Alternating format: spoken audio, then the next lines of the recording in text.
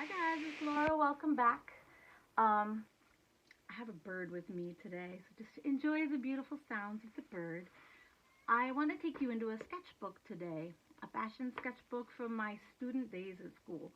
One reason I love this is a menswear book. It's huge, and I'm going to talk to you about it while I show it to you. But one of the reasons I love to share sketchbooks is they're so inspiring. They're so personal. You know, sometimes when people are getting more into their portfolio, they get a little more nervous, they get a little more stiff or forced. Sketchbooks they can be anything. So when you look at my sketchbook, it's not about rules, it's about inspiration. This particular sketchbook is unique because it's menswear and because it's huge. And it's also on a special kind of paper. And I'm going to tell you about all of that, but I'm going to flip the screen so you can see the pages rather than hold them up for you. And I hope this inspires you.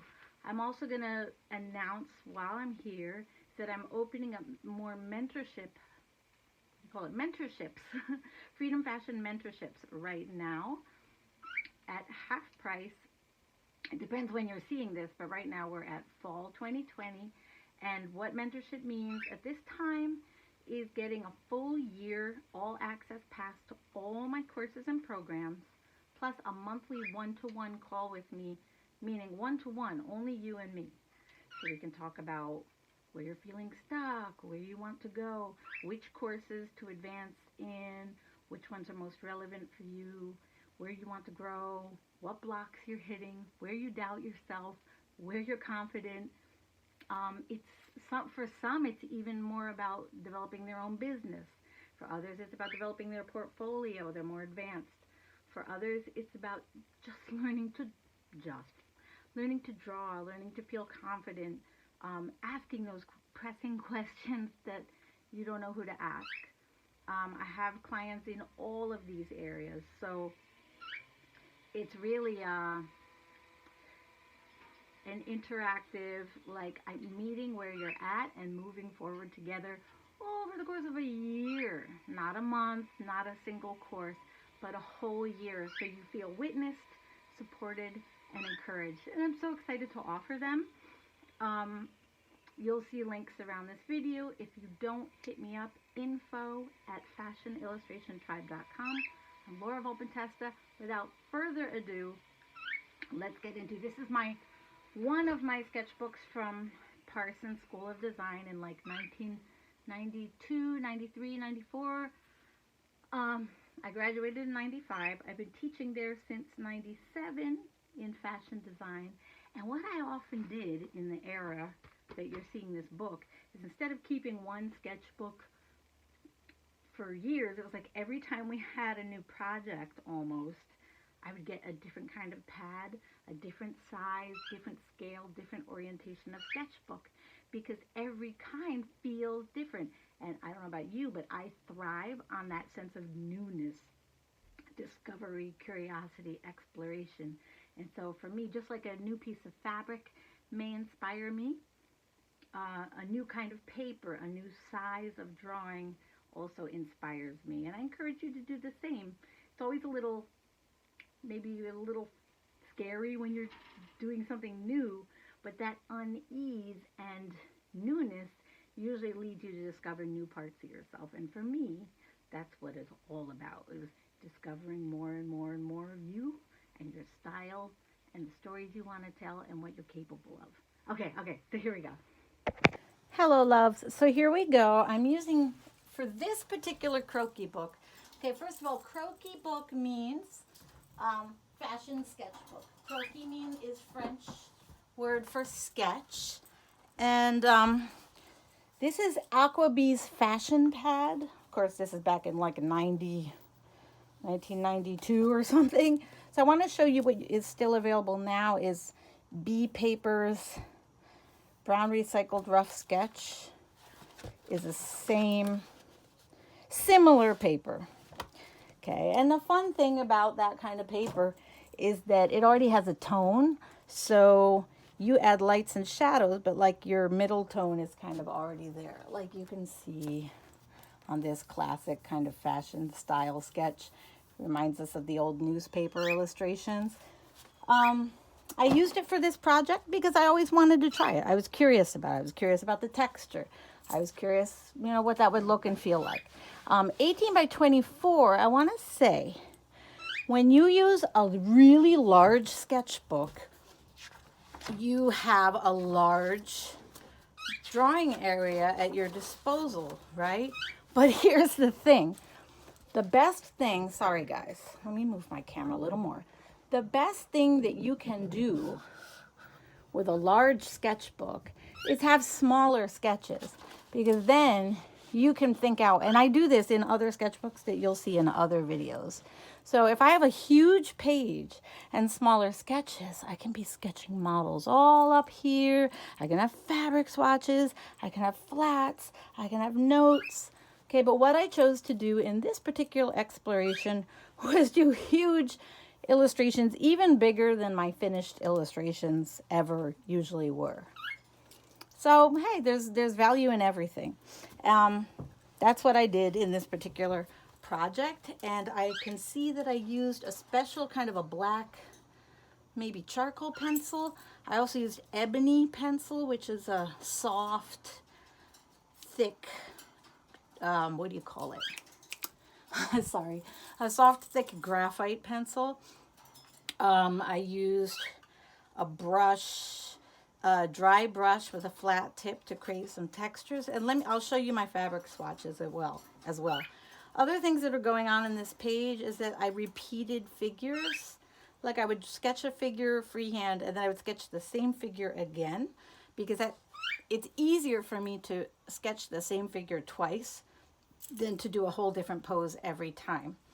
Now, some of you won't even sketch figures freehand. You'll use a Croquis template, like in my last video. If you scroll down my YouTube page or whatever, you'll see that I was using a template for my last design process, which I never used a template when I was in school.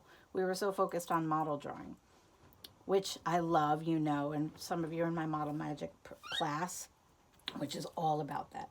But the other thing that's going on here is overlapping figures. As I overlap them, I have to draw less, right? Less paint, less time, and it keeps consistent proportions across the page. I wasn't used to drawing men. We only had male models once in a while, and we were usually drawing not only women's figures, but distorted women's figures, which is something you all know that I don't support or teach in my programs, even though I was trained that way. So translating from drawing a distorted women's figure all the time to drawing, like meaning unrealistic, to then drawing men was kind of a switching of gears. But I don't think I did too badly. Just some of them, I can feel like the hips got really narrow and like far from the head. I really still like some of these designs, although I can definitely feel this is a different era. And when I look at a page, personally, as a designer, I always work right to left because I'm left-handed. And this way I don't drag my hand over my lines and paint and smudge them. And another thing that's going on here is I'll start maybe not with such a clear idea. And then as I fill the page, my idea, I get more in the flow. I get more warmed up, just like a singer or a dancer would. And then my idea becomes more and more honed as I keep going. And as a matter of fact, what I usually like to do is keep going over the edge of the page, keep going to the other side of the book, because the more sketches I'm looking at all at once, the more I am consistent. Whereas usually once I turn the page, I'm kind of off on another tangent. And you can see that happened here. Here there's all these diagonals coming in. And then there's like a whole new phase. And you see I have notes. I have a little bit of like flat sketches in the margin. I had one figure that I didn't even dress. I ended up just leaving it as a sketch. And another thing I want to show you that is oddly enough, I ended up putting my fabric swatches later. Like I had them, but I ended up putting them on this page. And I think it's because I wanted to cover up a certain figure I didn't like. But the useful thing about your fabric swatch is it kind of shows you where my color palette came from and what prints and patterns I'm rendering. So this is sort of a woven floral. This is a houndstooth with really uneven yarns, very thick actually. This is a wool, but it's super spongy and lightweight, thick, but lots of open work, lots of open in the weave. And that's the one that you're seeing like here. Right, this is the houndstooth. This is, let's see, is this right here.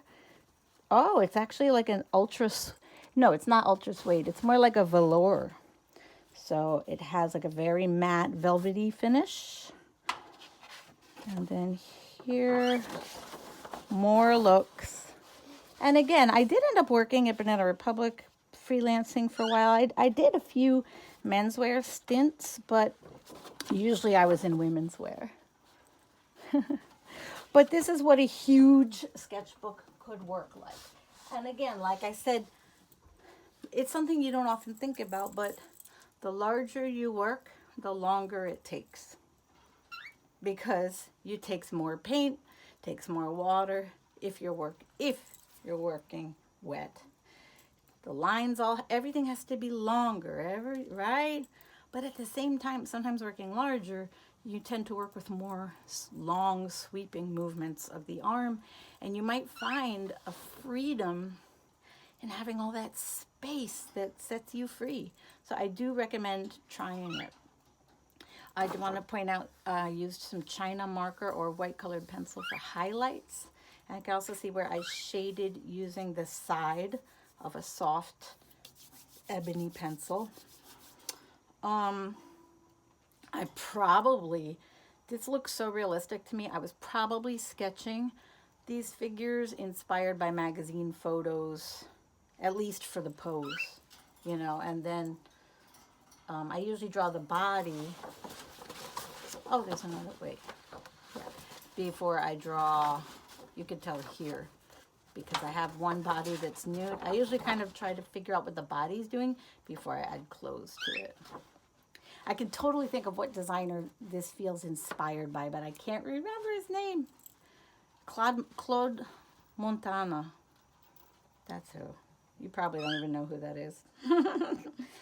I make fabric notes, design notes, and something else that's going on here that we do a lot in my programs to have some control over proportion if you're drawing freehand all the time is I have ruler lines here. 1, 2, 3, 4, 5, 6, 7, 8. You can barely see them, but I like to lay them down before I do croquis sketches because they help me know like where the crotch level is, where the armpit, how long is the head. It helps me with the length proportion so that I can be consistent. Because if every figure you draw is a different size, design-wise, it can be confusing. You know, is this figure just taller than the other one, or is the jacket actually longer? You know, you want to be really specific and precise about design when you're design sketching. Here, I like how I was layering the jacket and then how the shirt is designed to peek out from under the jacket. That's something I was always into. I'm like having memories now. Sometimes maybe I'm only thinking about shirts or outerwear. This applies to women's as well, right? Like what outerwear pieces? Are you layering pieces in the collection, or is it just a two-piece kind of look? What time of year is it? What's the temperature like? Is it for day? Is it for party? Is it for evening? Is it for work? Is it for weekend? Those kind of thoughts can go into your sketching process. Here I started from more of like a retro, like historical.